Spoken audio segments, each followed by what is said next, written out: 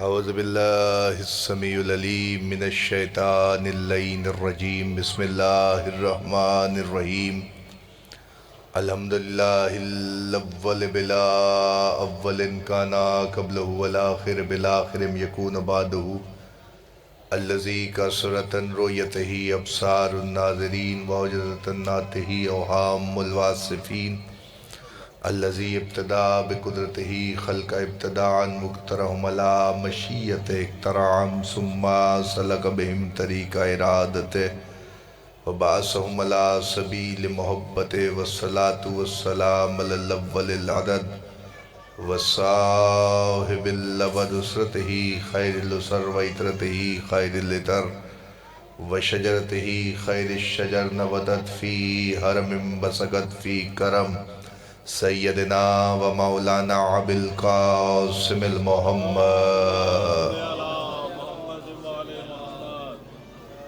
وآل بیتہ الطیبین الطاہرین المعصومین المنتجبین المنتخبین الذین عزب اللہ عنہم الرجس وطہرہم تطہیرا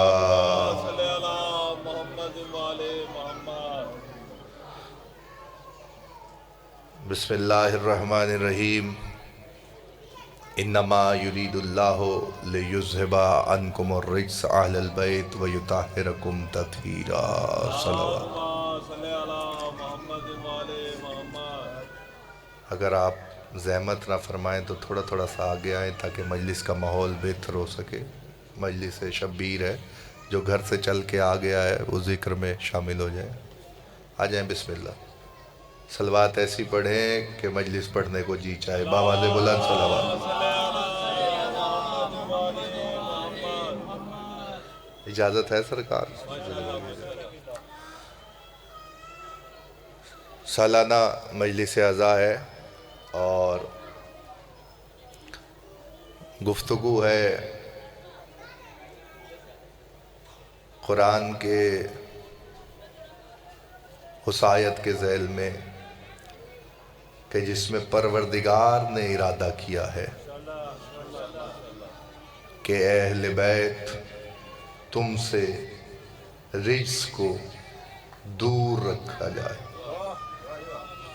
اب اگر اللہ کوئی ارادہ کرے تو اس کے ارادے تو نہیں ٹوٹتے، جس کا ارادہ ٹوٹ جائے وہ خدا نہیں ہوتا، جس کا ارادہ ٹوٹ جائے وہ خدا نہیں ہوتا۔ اسی خداوند عالم نے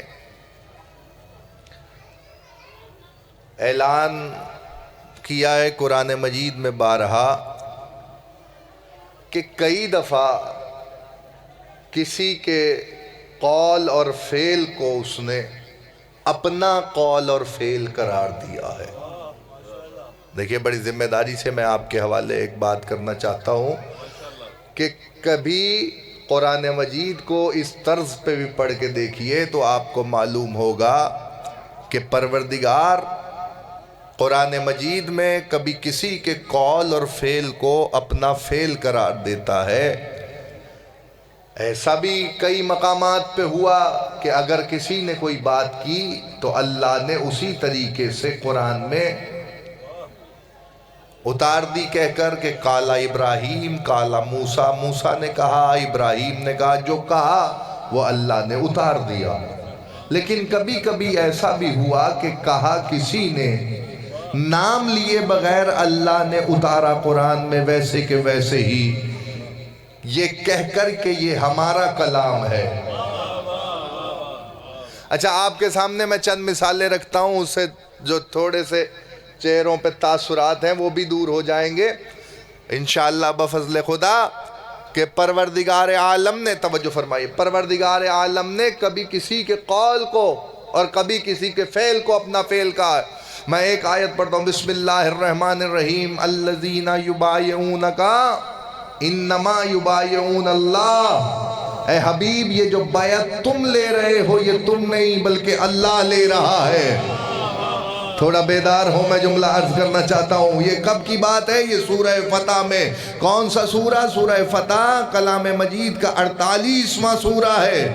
ترتیب تلاوت کے اعتبار سے جو اس طریقے سے یہاں سے ابتدا ہو رہا ہے، بسم اللہ الرحمن الرحیم، انا فتحنا لک فتح مبین، حبیب ہم تمہیں فتح مبین عطا کر رہے ہیں۔ یہ سورہ اترا کب ہے؟ کئی سورے ایسے ہیں قرآن مجید کے، جتنے سورے ہیں 114 سورے ہیں نا قرآن کے، تو ہر ایک کا سبب نزول ہے کہ کسی نہ کسی وجہ پر اللہ نے سورہ اتارا، کسی واقعے پر سورہ اتارا۔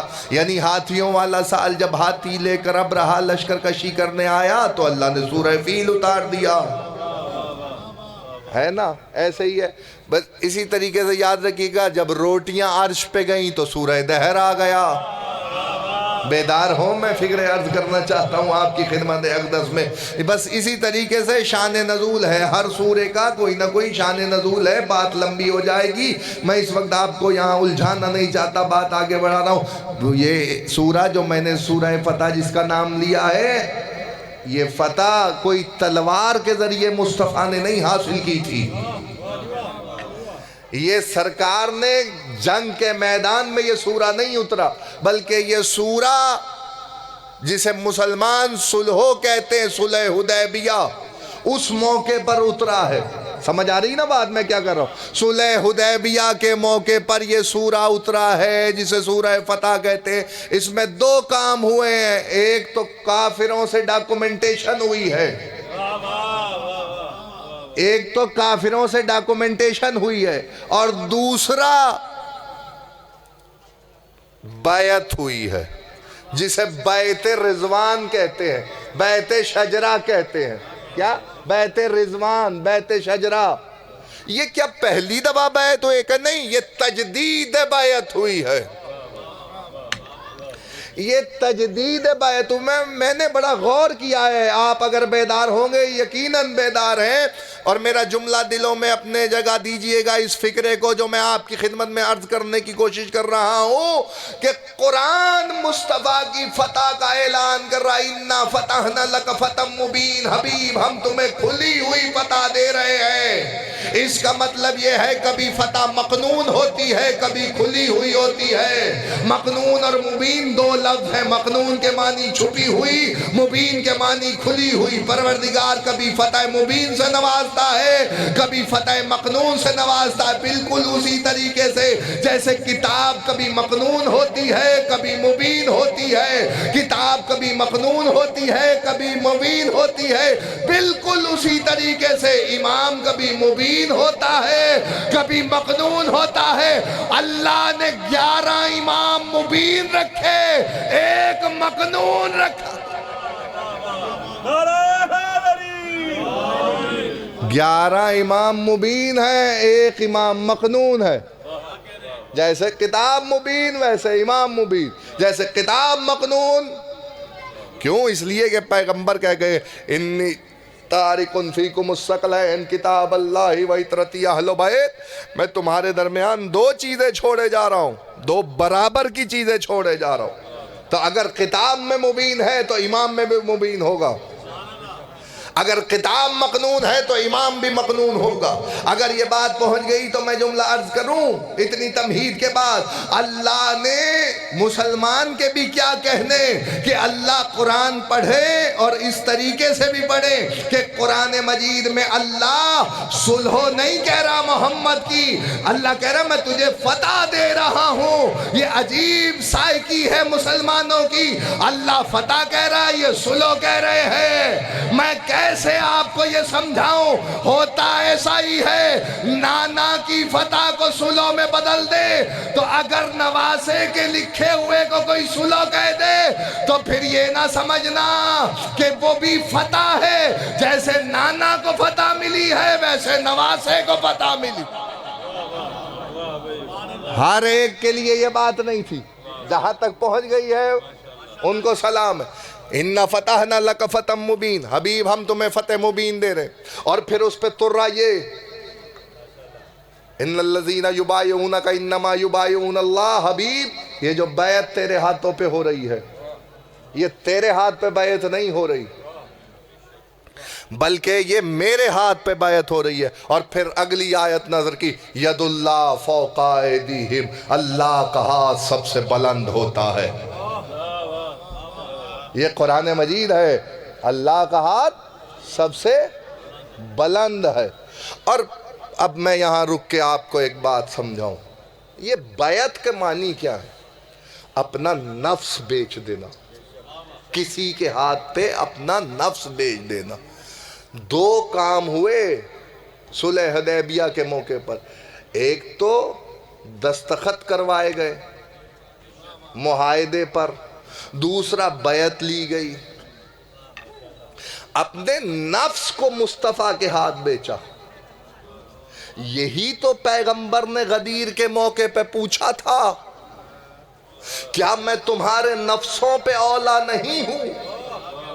تو سب نے کہا بالکل، قالوا بلا، سب نے کہا بالکل آپ ہمارے نفس پہ اولا ہے۔ جب پوچھ لیا نا کہ میں تمہاری جانوں کا مختار ہوں، تو پھر پیغمبر نے کہا اگر میں تمہاری جانوں کا مختار ہوں تو پھر جس طرح میں مولا ہوں ویسے علی مولا ہے۔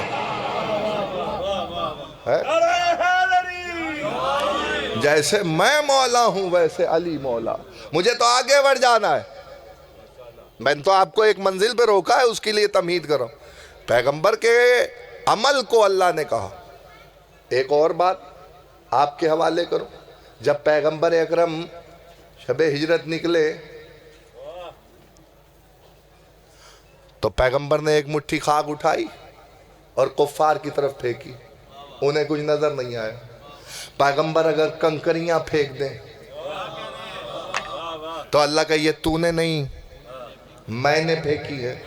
اس کا مطلب یہ ہے کہ قرآن مجید میں مصطفیٰ کے قول اور فعل کو اللہ اپنا قول اور فعل کہتا ہے۔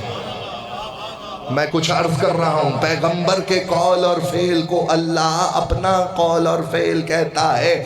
کیا کوئی اور ہستی بھی ہے جس کے میں دو آیتیں پڑھتا ہوں، اس کے بعد یہاں تک آپ کو منزل سے قریب کرتا ہوں، بس صدقہ محمد و اہل بیت محمد۔ کیا کوئی اور بھی ہے جس کے قول اور فعل کو تلاش آپ نے کرنا ہے کہ کس کی بات ہو رہی ہے؟ میں تو قرآن کی آیت پڑھوں گا، سورہ معارج کی آیت ایک پڑھتا ہوں، سورہ اسراء کی آیت ایک پڑھتا ہوں جسے سورہ بنی اسرائیل کہتے ہیں۔ دو آیتیں سنیں اور میں منزل سے آپ کو قریب کروں۔ پہلے سن لیجئے سورہ بنی اسرائیل کی آیت، بسم اللہ الرحمن الرحیم، کُلًا نُمِدُّ ہؤلاء وہؤلاء من عطاء ربک۔ ہم مدد کرتے ہیں یہاں والوں کی بھی وہاں والوں کی بھی اپنے پروردگار کی عطا سے۔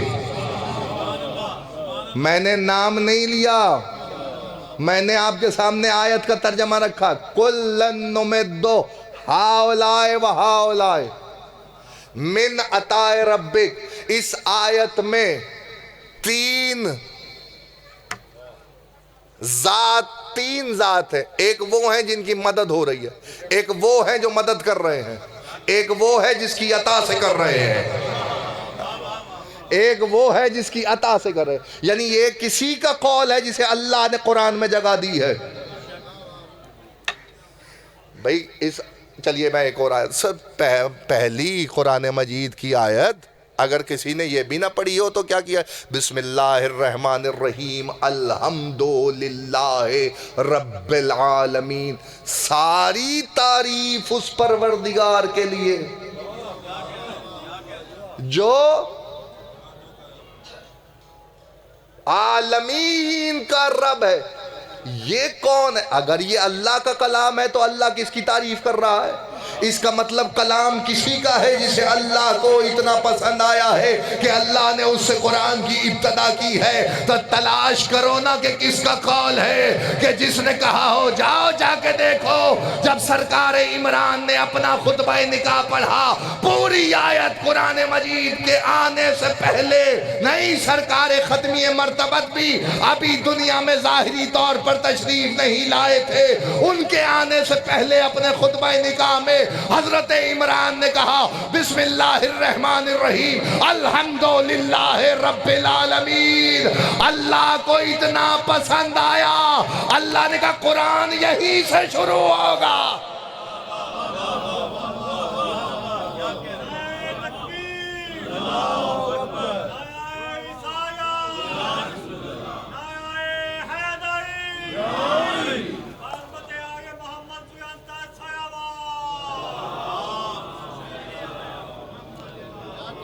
اللہ نے کہا قرآن مجید یہیں سے شروع ہوگا. چلو ایک قول میں نے تمہیں دکھایا, ایک آیت اور پڑھتا ہوں سورہ معارج کی. بسم اللہ الرحمن الرحیم. فلا اقسم رب المشارق والمغارب انا لقادرون. یہ قرآن مجید ہے, حدیث نہیں ہے جس پہ کوئی بحث کر لے گا کہ کوئی اس کی سند پہ گفتگو کرے. یہ اللہ کی کتاب ہے. فلا اقسم رب المشارق والمغارب انا لقادرون. مشرقوں اور مغربوں کے پروردگار کی قسم ہم ہی قدرت والے ہیں. میں تو آپ کے سامنے قرآن کی آیتیں پڑھ رہا ہوں. فلا اقسم رب المشارق والمغارب انا لقادرون. مشرقوں اور مغربوں کے پروردگار کی قسم. جمع کا صیغہ آیا ہے. کئی مشرقوں کے پروردگار کی قسم, کئی مغربوں کے پروردگار کی قسم. وہی قرآن آواز دے کے کہتا رب المشرقین و رب المغربین. کیا مطلب ہوا؟ دو مشرقوں کے پروردگار کی قسم, دو مغربوں کے پروردگار کی. یہاں تثنیہ کا صیغہ ہے, وہاں جمع کا صیغہ ہے. اور پھر قرآن کہے رب المشرق والمغرب. مشرق کے پروردگار کی قسم, مغرب کے پروردگار کی قسم. یہ بات تو سب کو سمجھ میں آئی کہ ایک مشرق ہوتی ہے اور ایک مغرب ہوتی ہے. ہم نے بھی ساری زندگی ایک مشرق دیکھی, ایک مغرب دیکھی. یہ رب المشرقین و رب المغربین, یہ رب المشارق والمغارب کا کیا معنی ہوا؟ پہلے رب المشرقین والمغربین سنو, پھر رب المشارق والمغارب سنو, اور پھر منزل سے تمہیں قریب کروں. رب المشرقین و رب المغربین. دو مشرقوں کے پروردگار کی قسم, دو مغربوں کے پروردگار کی قسم. آپ نے دیکھی ہیں کبھی دو مشرقیں؟ میں آپ سے سوال کر رہا ہوں, آپ نے دیکھی ہے؟ قرآن تو کہہ رہا ہے. ہم نے نہ اس بات دیکھی عزیزان گرامی قدر, کوئی چیز ہم نے نہ دیکھی ہو تو اس کا انکار ہم پہ واجب نہیں ہے کہ ہم اس کا انکار کر دیں. کہ ہم نے نہیں دیکھی تو اس کا انکار ہو جائے. قرآن کہہ رہا ہے دو مشرقوں اور دو مغربوں کے. اگر میں تمہیں تاریخ میں دو مشرقیں اور دو مغربیں دکھا دوں تو عزیزان گرامی قدر ساتھ دینا. تاریخ نے لکھا بابل کی سرزمین پہ علی کے لشکر کے گھوڑے دوڑ رہے تھے, یا ایسے میں سورج ڈوب رہا تھا. یا جویریہ کہتا ہے میں نے گھوڑا علی کے قریب کیا اور میں نے آگے بڑھ کے کہا مولا عصر کی نماز کا وقت ہو گیا ہے. علی نے کہا گھوڑوں کو تیز دوڑاؤ. یا تاریخ کہتی ہے آدھا لشکر علی سے ہٹا اور اس نے نماز تمام کی کہ نماز کا وقت نکل رہا ہے. علی نے کہا گھوڑے نہ رکنے پائے, آدھا لشکر رک گیا. میں آپ سے پوچھ رہا ہوں جنہوں نے علی کو چھوڑا کیا ان کی نماز ہوئی؟ مجمع بولے تو آگے بڑھو. جنہوں نے علی کو چھوڑا کیا ان کی نماز ہوئی؟ تو سب کا اتفاق ہے نا کہ امام کے بغیر نماز نہیں ہوتی. آدھا لشکر پیچھے رہ کے اللہ کی اپنی تائیں اللہ کی عبادت کر رہا تھا, آدھا لشکر علی کے ساتھ تھا. یا زبیریہ کہتا ہے کہ علی کے گھوڑے کا قدم بابل کی سرزمین کو عبور کیا. یا لجام فرس کو شاہ دلدل سوار نے کھینچا. یا لشکر رکا. علی نے کہا تجدید وضو کے لیے پانی لایا جائے.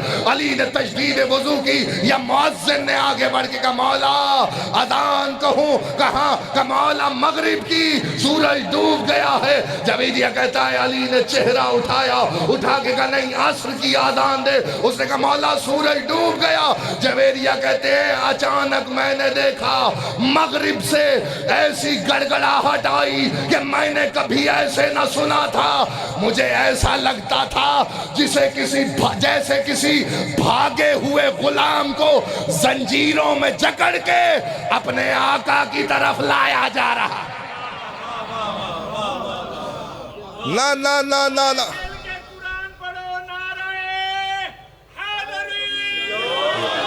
ایسے پلٹایا. یا علی کی انگلی اٹھی.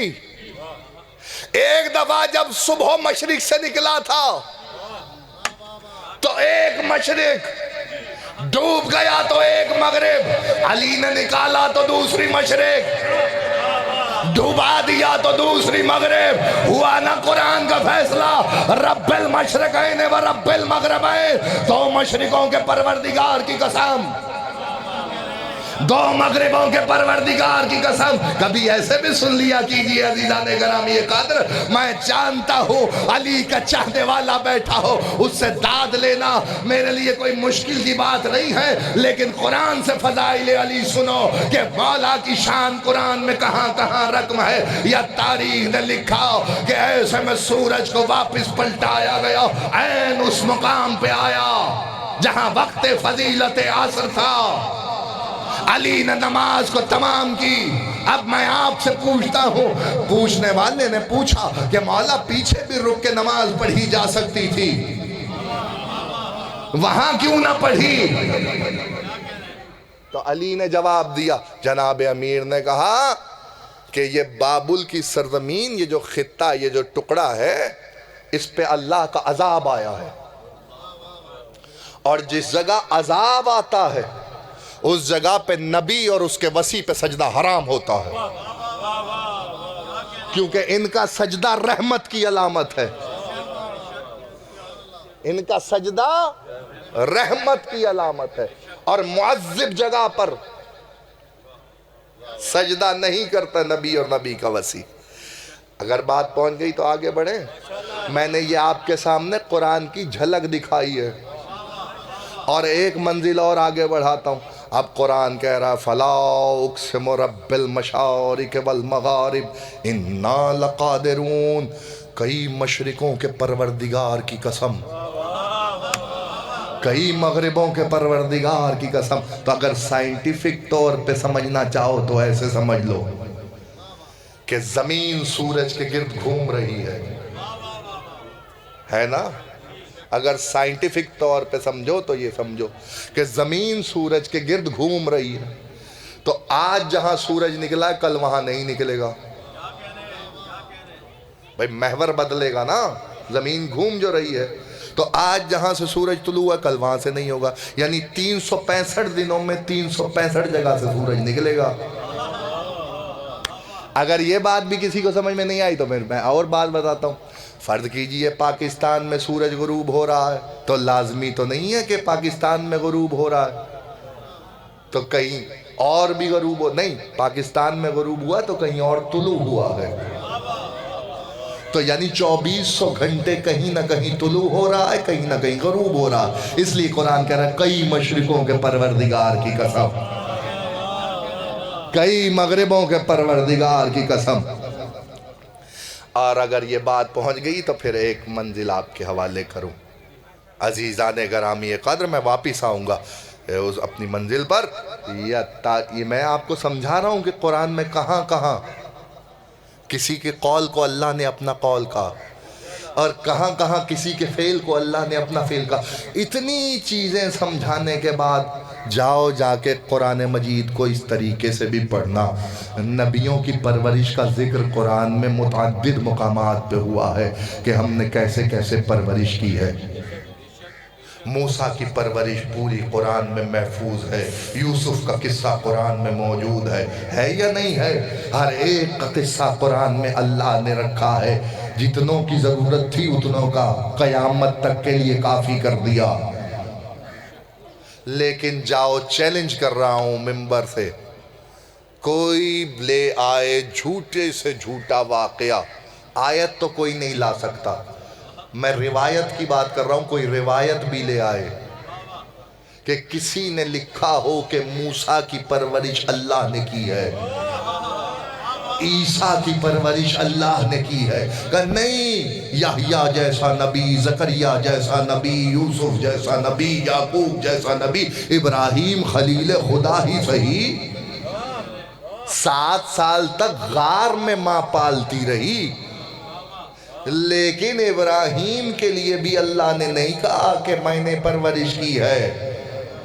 خدا واحد کی قسم کھا کے کہتا ہوں، کسی نبی کے لیے بھی اللہ نے نہیں کہا، خلیل خدا ہیں ابراہیم، ان کے لیے بھی نہیں کہا میں نے پرورش کی ہے۔ کمال ہے یہ احمد مصطفیٰ کی ذات کا کہ جس کے لیے پیغمبر اکرم کے لیے آواز دے کے قرآن پکار رہا ہے، علم یجد کا یتیما فآوا، حبیب ہم نے تجھے یتیم پایا تو پرورش کی۔ میں نے ہاتھ باندھ کے کہا پروردگار، پالا تو ابو طالب तहजीब ने है कि इसके अमल को हम अपना अमल करार दे रहे।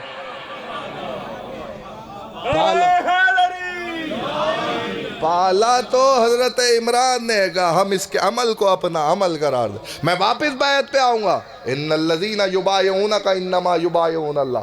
बस मंजिल से करीब करूंगा आपको। हबीब, ये जो तेरे हाथ पे बैत हो रही है, ये तेरे हाथ पे नहीं बल्कि अल्लाह के हाथ पे बैत हो रही, अल्लाह के हाथ पे बैत हो रही है। अब बैत को समझो कि बैत क्या है।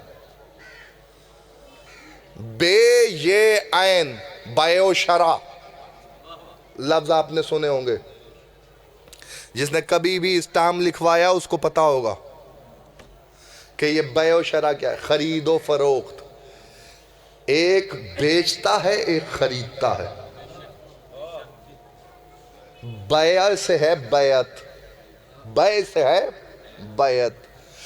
अल्लाह कह रहा है ये तेरे हाथ पे बैत नहीं बल्कि मेरे हाथ पे है।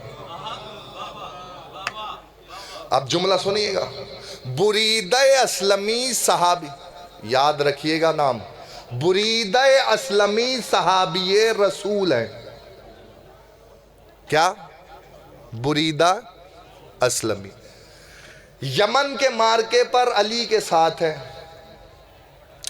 पैगंबर इस्लाम की जिंदगी का एक ही हज है, एक ही हज है, पहला और आखिरी हज, जिसे हुज्जतुल विदा कहते हैं। तवज्जो, पहला और आखिरी हज जिसे हुज्जतुल विदा कहते हैं। तो सरकार अमीर अल मोमिनीन से रसूल खुदा ने कहा, या अली आप यमन का मार्का सर करके मुझसे मक्के में आके मिलिएगा, और मक्के से पैगंबर अपनी कुर्बानियां लेके हज के लिए चले। पैगंबर मक्के पहुंचे, अली यमन पहुंचे। अली ने मार्का सर किया है यमन का। जब यमन का मार्का सर किया है तो रसूल अल्लाह ने कहा था यमन से आप मुझ तक आ जाइएगा। तवज्जो फरमाइएगा। या ऐसे में जब अली चलने लगे तो बुरीदा असलमी को किसी ने बुला के कहा, बुरीदा जब तुम रसूल अल्लाह से मिलो, तवज्जो कीजिएगा, बुरीदा जब तुम रसूल अल्लाह से मिलो तो उनसे अली की शिकायत, ये शिकायत मुझे अली से है, ये आप अली को, अली की शिकायत रसूल से करना। बुरीदा ने अपने दिल में बात रख ली, अली की शिकायत मुस्तफ़ा से करना। कई मकामात पे पैगंबर ने ये हदीस दोहराई है, इस मौके पर भी पैगंबर ने ये हदीस पढ़ी। वो हदीस भी आपके हवाले करता हूँ, तवज्जो फरमाइएगा। कहने लगे कि बुरीदा मक्के जब पहुँचे तो असहाब के झुरमट में रसूल अल्लाह थे। तो बुरीदा असलमी ने सलाम किया और सलाम करके कहा, या रसूल अल्लाह मैं शिकायत लाया हूँ। कहा किसकी? का अली की। पैगंबर के चेहरे पे जलाल आ गया। रसूल ने कहा अफ़ज़ाकुम अली, तुम में बेहतर फैसला करने वाला अली है, तुम उसकी शिकायत लाए हो जो तुम में सबसे बेहतर फैसला करने वाला। का शिकायत तो शिकायत बुरीदा ने, अब जो रसूल ने कहा सो कहा। बुरीदा खामोश हो गए। बस खामोश होते ही, मुझे नहीं पता आप कितनी दाद और दुआ से मुझे नवाजेंगे, बस खामोश होते ही पैगंबर अकरम की तरफ बढ़े और कहने लगे, या रसूल अल्लाह हाथ बढ़ाइए, मैं आपके हाथ पे तजदीद बैत करना चाहता हूँ। असहाबे पैगंबर ने बुरीदा से कहा, बुरीदा आप तो पहले से सहाबी रसूल हैं और आप तो पहले से मुस्तफ़ा की बैत में हैं। का अली पे शक करने से बैत टूट जाती है। सलामत रहो, शादो आबाद रहो जो हाथ उठाए। अली पे शक करने से एक मानी तो ये निकले, दूसरे मानी आपके हवाले बुरीदा असलमी सहाबी रसूल भी हैं, तवज्जो, नमाजी भी हैं, रोजादार भी हैं, हज अभी मुस्तफा के साथ पढ़ेंगे, जिहाद करके आए हैं। बुरीदा का दोबारा बैत करना ये बता रहा है, कोई अगर अली पे शक करे तो उसकी नमाज भी चली जाती है, रोजा भी, हज भी, ज़कात। बुरीदा असलमी ने बताया, मैं तजदीद बैत करना चाहता हूं।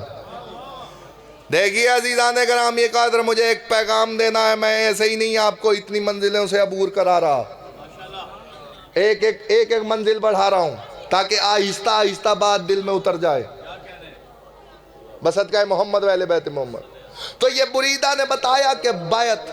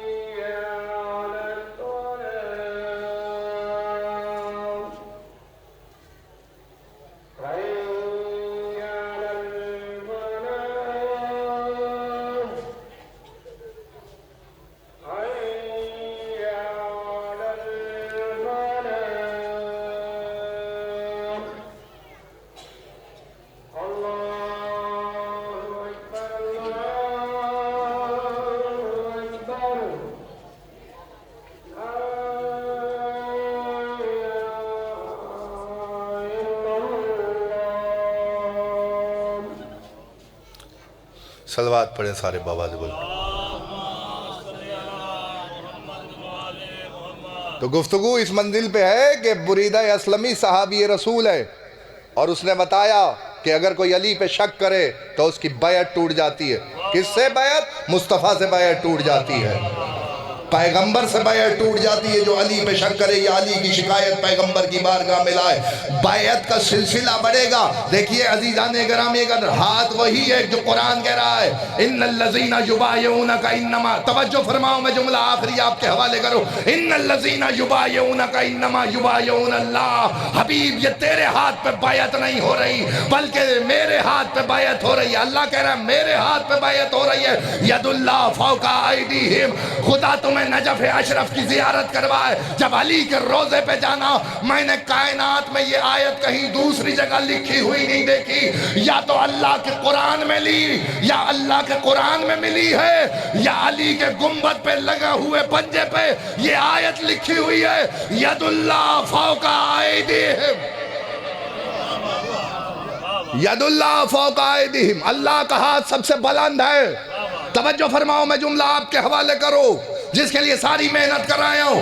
اے حبیب یہ تیرے ہاتھ پہ بیعت نہیں ہو رہی. اس کا مطلب مصطفیٰ کے ہاتھ کو اللہ نے اپنا ہاتھ کہا ہے. جو مصطفیٰ کے ہاتھ پہ بیعت کرے اس نے اللہ کے ہاتھ پہ بیعت کی ہے. تو اگر مصطفیٰ کہتے ہیں حسین منی وانا من الحسین، حسین مجھ سے ہے اور میں حسین سے ہوں، اور 28 رجب کو حسین ابن علی کہیں مثلی لا یبایع مثلہ، مجھ جیسا اس جیسے کی بیعت نہیں کر سکتا، تو اس کا مطلب یزید حسین سے نہیں اللہ سے بیعت مانگ رہا.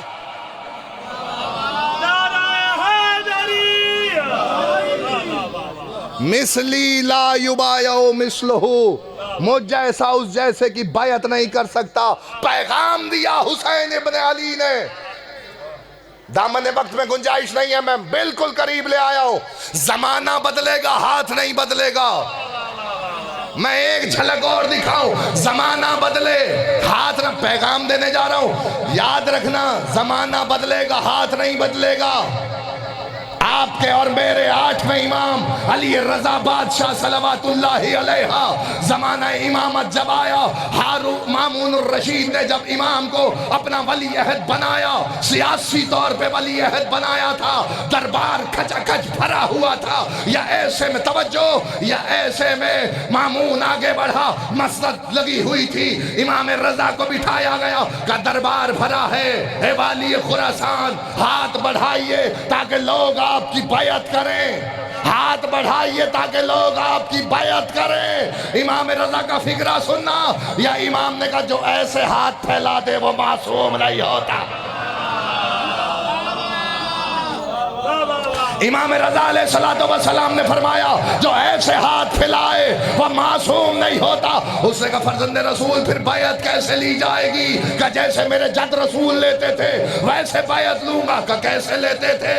کہ اپنا ہاتھ بلند کرتے تھے۔ کہ لیکن کیا تو نے نہیں سنا ید اللہ فوق ایدیہم، اللہ کا ہاتھ سب پہ بلند رہتا۔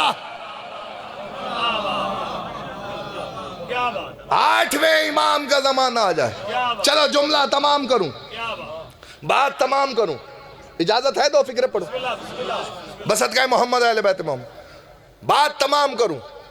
ید اللہ فوق ایدیہم، اللہ کا ہاتھ سب سے بلند ہے، قرآن کی آیت ہے، حدیث نہیں ہے۔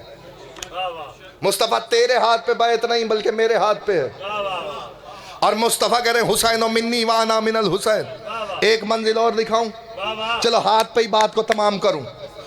آیت پڑھتا ہوں قرآن کی، بسم اللہ الرحمن الرحیم، ان اللہ یبشرک بکلمۃ منہ اسمہ مسیح عیسی ابن مریم فی الدنیا والآخرہ وجیہا فی الدنیا والآخرہ۔ کس کی بات ہو رہی ہے؟ مریم کو بشارت ہو رہی ہے ملائکہ کے ذریعے، مریم ہم تمہیں بشارت دے رہے ہیں اللہ کی طرف سے ایک کلمے کی، اللہ کے پاس سے ایک کلمے کی، جس کا نام مسیح ہے، مریم کا بیٹا عیسیٰ، وجیہ ہے دنیا میں بھی اور آخرت میں بھی، وجیہ ہے دنیا میں بھی اور آخرت میں بھی۔ بات تمام کروں عزادات، فکرہ سننا، بڑی محنت ہے آپ کے حوالے کر رہا ہوں، خدا کی قسم۔ ہاشم بھائی اور ان کے رفقا احمد بھائی تشریف فرمائے، کوئی خوشامد والی بات نہیں ہے، میں محنت آپ کے حوالے کر رہا ہوں، اسے یاد رکھیے گا۔ نہ بھی قیمت ملے تو کیا ہو جائے گا، یہ تھوڑی قیمت ہے ممبر رسول پہ بیٹھے، کیا فرق پڑتا ہے؟ اگر آپ نہ بھی بولیں گے تو کیا ہو جائے گا، میں تو میسیج دے کے جاؤں نا۔ عیسیٰ کے بارے میں گفتگو ہو رہی ہے، عیسیٰ کو کہا مسیح، جملہ لکھو دلوں پہ تو بات آگے ہو، مسیح ہے مسا سے،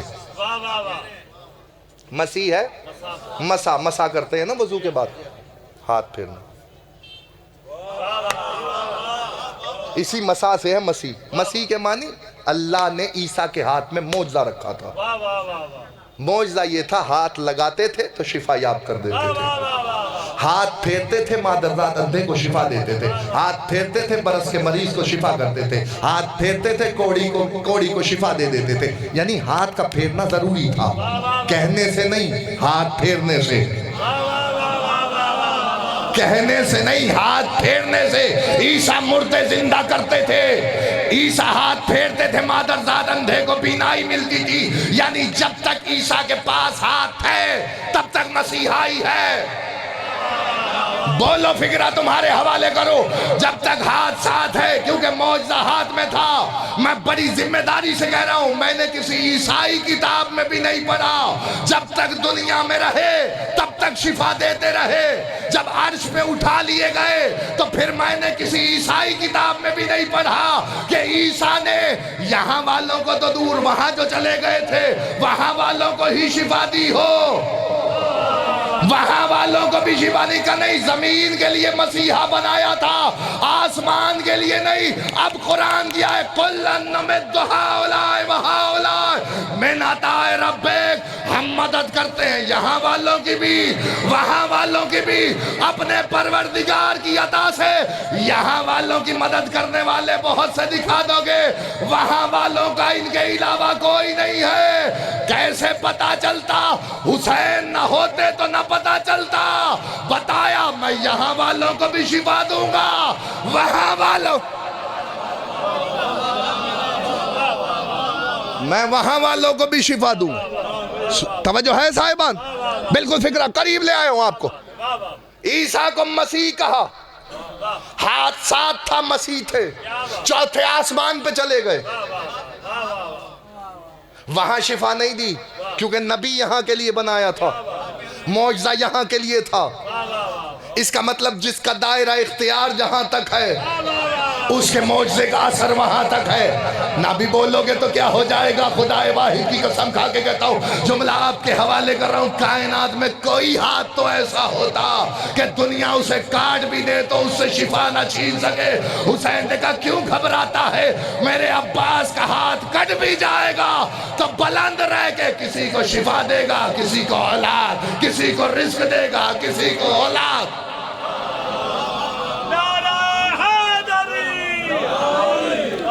بس تمام کروں، آخری فکرہ آیت پڑھی ہے اسی لیے میں تمام کر رہا ہوں بات۔ وجیہن فی الدنیا والآخرہ، وجیہ ہے عیسیٰ دنیا میں بھی آخرت میں بھی۔ میں نے لغت میں تلاش کیا کہ وجیہ کے معنی کیا ہے۔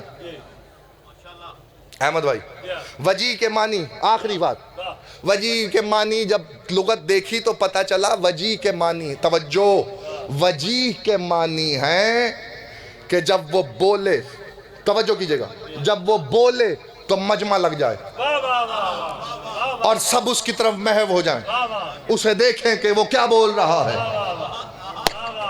قرآن نے کہا عیسیٰ وجیہ ہے اس لیے کہ جب عیسیٰ بولتے تھے تو مجمع لگ جاتا تھا اور سب محو زیارت عیسیٰ ہو جاتے تھے۔ عیسیٰ کلام کرتے تھے، عیسیٰ کلام کرتے تھے، لوگ دیکھتے تھے۔ میں نے ہاتھ باندھ کے کہا عیسیٰ آپ روح اللہ ہیں، عیسیٰ آپ کلمت اللہ ہیں، عیسیٰ آپ اللہ کی نشانی ہیں۔ آپ کو دیکھنے کے لیے دنیا جمع ہو جاتی ہے، لیکن کیا کروں عیسیٰ، آپ کا چہرہ دیکھنا عبادت نہ ہو سکا۔ میرا علی وہ ہے جس کے لیے پیغمبر نے کہا النظر علی علی عبادہ، علی کا چہرہ دیکھنا عبادت ہے۔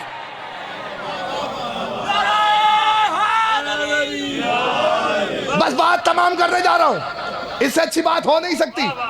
وجیہ وہ ہے کہ بولے تو مجمع لگ جائے۔ ایک وجیہ دکھاؤں، وہ عیسیٰ ہے جو بولے تو مجمع لگ جائے، وہ میسم ہے جو دار پہ آئے تو مجمع لگ جائے، آواز دے کے کہے لوگ میسم تو علی کی فضیلت بڑی بیان کرتا ہے، تو کہنے لگا کوئی اور بھی ہے فضیلت والا تو اس کی بیان کرو، علی کے علاوہ کوئی ہے نہیں۔ کہنے لگا اچھا میں نے سنا تو علی کو فلاں فلاں فلاں فلاں پہ فضیلت دیتا ہے، اس نے کہا تو ان کی بات کر رہا ہے، میں فضائل پڑھتا ہوں۔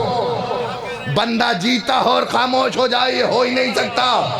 تقریر تو تمام ہونے جا رہی ہے۔ یا کہتے ہیں میسم سے کہنے لگا ابن زیاد دربار میں بند کر دے علی کے فضائل پڑھنا، اس نے کہا زبان کٹ سکتی ہے، فضائل علی نہیں بند ہو سکتے، اس نے کہا تیری زبان کھچوا دوں گا۔ اس نے کہا عجب کیا کرے گا، میرے مولا نے بتایا ہے۔ کہا کیا کیا بتایا ہے؟ کہا تجھے سولی پہ لٹکایا جائے گا، ہاتھ پیر کٹوائے جائیں گے، زبان گدی سے کھچوائی جائے گی۔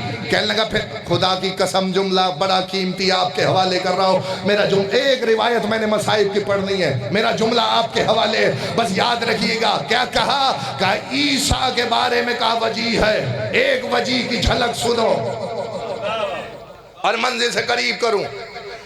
کہنے لگا، توجہ فرمائیے، زبان کھچواؤں گا، سولی پہ لٹکاؤں گا، ہاتھ پیر کٹواؤں گا۔ کہنے لگا ہاتھ پیر کٹوا دے، میرے مولا نے بتایا سولی پہ لٹکایا جائے۔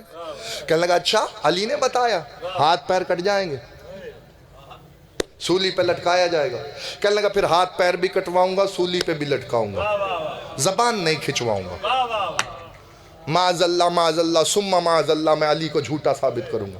چہرے پہ مسکراہٹ آئی میسم کے، آواز دے کے کہتے تو اپنا کام کر، مجھے اپنا کام کرنے دے۔ ہر کاروں سے کہتے ہیں جاؤ اسے سولی پہ لٹکا دو۔ میسم کو سولی ایسے نہیں گردن میں پھندا ڈال کے لٹکایا نہیں جاتا تھا، عرب کی سولی یہ ہوتی تھی کہ ہاتھ پیر باندھ دیے جاتے تھے اور پیر باندھنے کے بعد پیروں کی نسیں کاٹ دی جاتی تھی، ہاتھوں کی نسیں کاٹ دی جاتی تھی، لہو بہنا شروع، میں وجہ دکھانے جا رہا ہوں، ہاتھ پیر سے لہو بہنا شروع ہو جاتا تھا۔ لہو جب انسان کے جسم سے خارج ہوتا ہے تو دماغ سب سے پہلے پستی میں جاتا ہے، دماغ کام کرنا چھوڑتا ہے۔ میسم نے دار پہ آواز دی، اب بند آنکھوں سے آؤ کوفے والوں، تمہیں علی کے فضائل سناؤ۔ بندہ جیتا ہو مجلس میں بیٹھا ہو، مجلسی مجمع میرے سامنے ہے، چپ کر جائے یہ ہو ہی نہیں سکتا، میں سمجھوں گا ہی نہیں جس کا ہاتھ نہیں اٹھا وہ مجلس میں آیا کیوں ہے، میرا جملہ یاد رکھنا۔ آواز دے کے کہتے ہیں میسم آؤ کوفے والو، تمہیں علی کے فضائل سناؤ۔ یا تاریخ کہتی ہے دماغ تو کام کرتا نہیں بندے کا جب لہو جسم سے نکلے۔ میسم نے بتایا جب میرے دماغ پہ لہو کے نکلنے سے کوئی اثر نہیں ہوتا، مصطفیٰ کو بخار میں ہذیان کہتے ہیں۔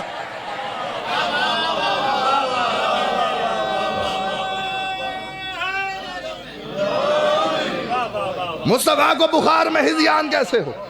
یا بند آنکھوں سے میسم نے کہا وجی، مجمع لگنا شروع ہوا۔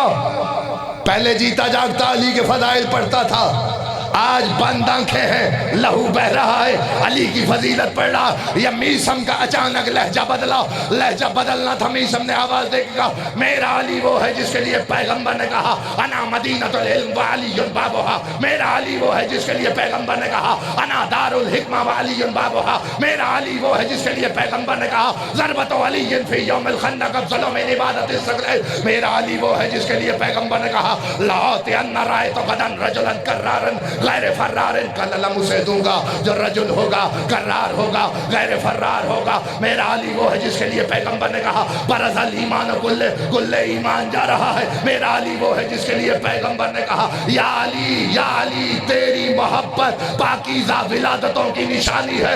اچانک سے میسم کا لہجہ بدلا، آواز دے کے کہتا میرا علی وہ ہے جس کے لیے پیغمبر نے کہا تھا من کنت مولا ہو فہذا علی مولا۔ اچانک لہجہ بدلا، مجمع پہ نگاہ دوڑائی، آنکھیں کھلنا تھی۔ یا تاریخ کہتی آواز دے کے کہتے اس کا باپ وہ نہیں وہ ہے، اس کا باپ وہ نہیں وہ ہے، اس کا باپ وہ نہیں وہ ہے۔ یا تاریخ کہتی ہے اچانک سے دربار میں ہر کارے دوڑتے ہوئے آئے۔ ابن زیاد نے کہا کیا ہو گیا ہے، ماں مر گئی ہے جو اتنی پریشانی میں آئے ہو؟ کہنے لگا جلدی کر سب کے باپوں کا پتہ بتا رہا ہے۔ کہا جلدی جاؤ زبان کھینچ لو کہیں میرے باپ کا پتہ نہ بتا۔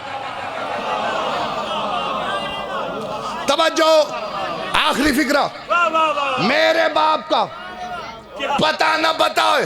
ہر کارے دوڑتے ہوئے آئے اس جگہ جہاں میسم سولی پہ لٹکے تھے، یا ہاتھ پیر کٹے ہوئے لہو بہ رہا ہے۔ میسم نے آنکھ کھول کے دیکھا سپاہی سامنے ہے۔ کس لیے آئے ہو؟ کہ زبان کھینچنے کے لیے آئے۔ کہ کس نے کہا ہے؟ کہ دربار سے امیر نے حکم دیا ہے۔ چہرے پہ جلال آیا، تمکنت کے عالم میں، منہ میں لعاب بھر کے میسم نے ان کے چہروں پہ پھینکے گا جاؤ ایسے ہی اپنے امیر کے منہ پہ پھینک کے کہنا میرا علی کبھی جھوٹ نہیں بولتا۔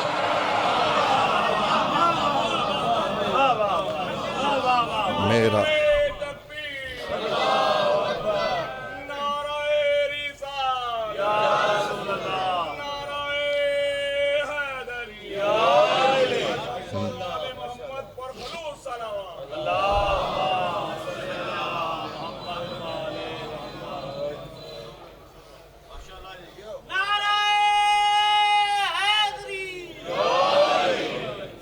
اٹھائیس رجب کو قافلہ چلا۔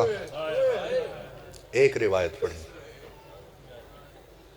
مدینے میں کوئی تو ہوتا جو حسین کو روکتا۔ ایک فکرہ سن لو، 7 سال کی بیٹی ہے جس کا نام ہے فاطمہ صغریٰ۔ اللہ جانے میں کیسے پڑھوں گا تم کیسے سنو گے۔ بڑا مصائب خان، مولا بخت میں اضافہ فرمائے اور عزتوں میں اضافہ فرمائے۔ یہ اصول ہے، یہ بشری تقاضا ہے، یہ نفسیات ہے کہ جنازہ ایک کا ہوتا ہے، رونے والا گھر ہوتا ہے، مسافر ایک ہوتا ہے، انتظار کرنے والا گھر ہوتا ہے۔ جملہ پڑھوں عزادارو، حسین نے فطرت کو الٹ دیا، انتظار کرنے والی ایک تھی،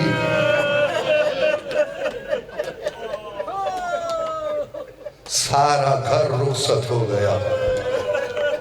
پھر فکرہ پڑھوں، اکیلی رونے والی زینب تھی، پورے گھر کے جنازے تھے۔ عزادارو، لکھا یہ ہے مقاتل نے، سن لو ایک روایت سنو، میں نئی تیاری پڑھتا، میرا فکرہ سن لینا۔ جب خط پہنچا ہے نا حسین ابن علی کو، خط جب پہنچا تو دربار میں بلایا، تو کہتے ہیں کس لیے بلایا ہے؟ آواز آئی، خط آیا ہے، کیا تقاضا ہے؟ کہ یا حسین سے بیعت لو یا حسین کا سر لے لو۔ بنی ہاشم کے جوان حسین کے ساتھ تھے، دارالامارہ کے باہر انتظار کروایا تھا، عباس اگر بھائی کی آواز بلند ہو تو آنا، مر نہ جائیں ہم، شیعہ خدا کی قسم فکرہ قیامت سے کم نہیں ہے۔ یا حسین ابن علی نے کہا تو بھی یہ نہیں چاہتا کہ میں رات کے اس پہر میں تجھے جواب دوں؟ کل مسجد میں آنا، حسین تجھے جواب دے گا۔ یہ کہہ کے پلٹ رہے تھے یا کان میں کسی نے آگے بڑھ کے کہا اگر آج چلے گئے تو خون ریزی کے بغیر ہاتھ نہ آئیں گے۔ بس جیسے ہی حسین کے کانوں میں یہ آواز آئی نا کہ حسین کی ابھی گردن اتار لے، چہرے پہ جلال آیا، آواز دے کے کہتے ہیں یبن الزرقا، نیلی آنکھوں والی کے بیٹے میں اتنی جرت، حسین کے سر کی بات کرے اور وہ بھی مدینے میں۔ یا آواز بلند ہونا تھی، یا آواز عباس کے کان میں آئی۔ عزادارو، مقتل کہتا ہے غازی نے ٹھوکر دروازے کی چوکھٹ میں ماری، یا دارالامارہ کا دروازہ چوکھٹوں سمیت زمین کر ماتم جملہ پڑھو، یا زمین پہ آیا۔ حسین نے مڑ کے دیکھا تو بپھرا ہوا شیر، آنکھوں میں لہو، آگے بڑھ کے گلے سے لگا کے کہتے غازی یہ مدینہ ہے بھائی، تیاری کر، اب مدینہ رہنے۔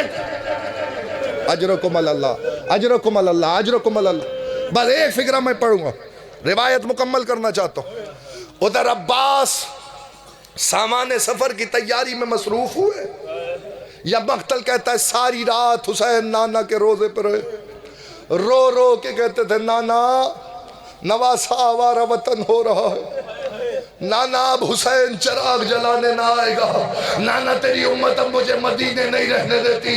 عزادار، میں نے صرف اس روایت کے لیے اتنی تمہید کی ہے، یا مقتل کہتا ہے ساری رات نانا کی قبر پہ رہے، یا فجر کے بعد ماں کی قبر پہ آئے، ایسے آئے جیسے کوئی بچہ ماں کی آغوش میں آتا ہے۔ حسین کہتے تھے اماں اب حسین چراغ جلانے نہ آئے گا، یا قبر سے آواز آئی حسین تو تنہا نہیں جائے گا، ماں ساتھ ساتھ ہوگی۔ حسین نے مدینہ چھوڑا، زہرا نے بقیہ چھوڑا، حسین مکے آئے، زہرا مکے آئی۔ 8 شوال کو حسین، 8 ذی الحجہ کو حسین ابن علی نے احرام توڑے، یا فاطمہ زہرا ساتھ ساتھ ہے۔ 2 محرم کو کربلا پہنچے، یا زینب عالیہ نے بھائی کو بلایا، آواز دے کے کہا شبیر جب سے قافلہ اس زمین پہ آیا ہے کسی بی بی کے رونے کی آواز آ رہی ہے، آواز ای زینب اماں ساتھ ہے، مر جاؤں فکرہ میں نہ پڑھوں۔ یا مقتل کہتا ہے ماں سے کیا ہوا وعدہ حسین نے اس وقت نبھایا جب مقام صاحب الزمان پہ گھوڑے سے گرے، مر جاتا فکرہ میں نہ پڑھتا۔ مجھے اتنا بتا خدا تجھے کربلا کی زیارت کرائے، جب تو کربلا جائے تو دیکھنا باب سدرہ سے مقام صاحب الزمان بڑا دیر کا فاصلہ ہے، وہاں گھوڑے سے اترے ہیں، جہاں گھوڑے سے اترے وہاں قتل نہیں ہوئے، جہاں قتل ہوئے ہیں وہاں دفن نہیں ہوئے۔ مجھے اتنا بتا فاصلہ طے کیسے ہوا؟ مقتل کہتا ہے کچھ فاصلہ حسین نے کونیوں کے پھل طے کیا، باقی حرامی نے زلفوں میں ہاتھ ڈالا، شبیر کو کھینچا، یا ماں کی آواز آئی نہ مار، میں نے چکیاں پیس کے پالا ہے، نہ مار، اس کا کوئی نہیں رہا۔ اللہ لعنت اللہ علی قوم الظالمین والسلام۔